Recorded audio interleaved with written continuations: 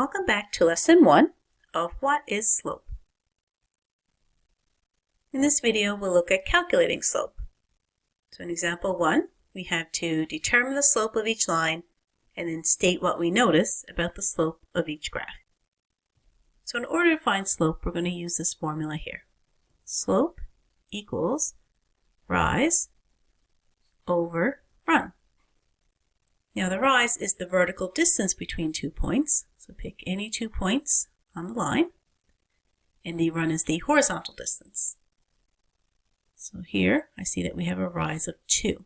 Now I'm going to write this as a positive 2 because I went up. If I had to go down, then that would be a negative 2. Now for the run, I have to go 1 to the right. So that is, again, a positive number. If I have to go to the left, that would be negative. Now 2 divided by 1 is 2. Now just to show you that picking any 2 points on the line is okay, let me find the slope using another set of points. This one and this one.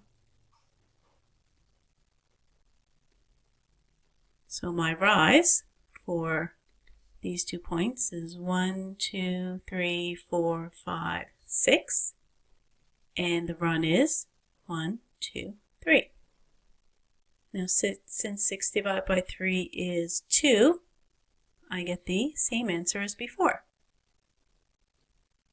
So it doesn't matter what 2 points on the line that you pick, you'll get the same answer. Now for B, so again I'll pick 2 points and I'll find the rise and the run. Now the rise here is going to be a negative 1 because I had to go down. Then I'm going 3 to the right gives me a positive 3. Now I started with this point here on the left and I worked my way over to the right. But if you started with this point here on the right, we're going to get the same answer. So let's watch. If I go up 1, it's a positive 1. And then if I go 3 to the left, I would write that as a negative 3. But negative 1 over 3 and 1 over negative 3 are the same.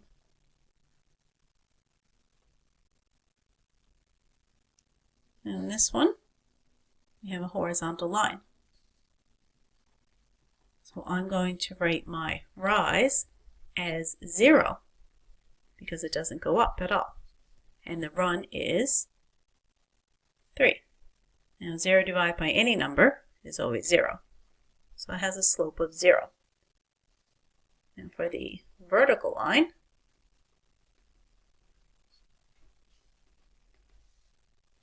I pick these 2 points here. I'll say it has a rise of 2 and a run of 0.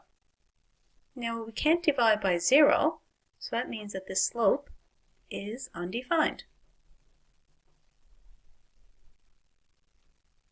Now we're going to write down our observations. From looking at these 4 graphs, I see that slope can be represented in 4 different ways. It could be a positive number, like in A. It could be a negative number, like in B. It could be 0, like C, or even undefined, like in D. So let's make note of these observations here. So we'll say that a line sloped to the right, something like this, we'll have a positive slope.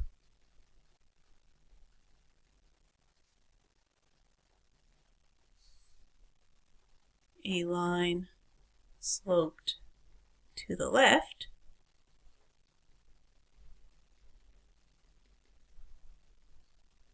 something like this here will have a negative slope.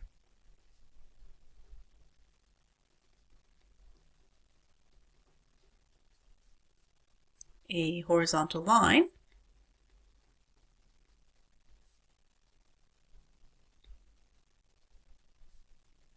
will have a slope of 0. And lastly, a vertical line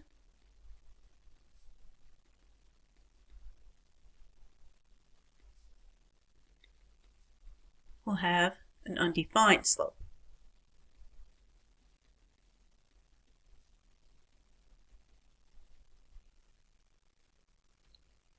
All right, now in example 2, it says, Allison is a beginner skier and is nervous about skiing down some trails that she's never skied before.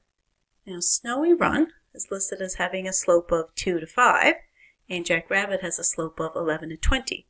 We have to draw a line representing each hill and then determine which trail Allison should use.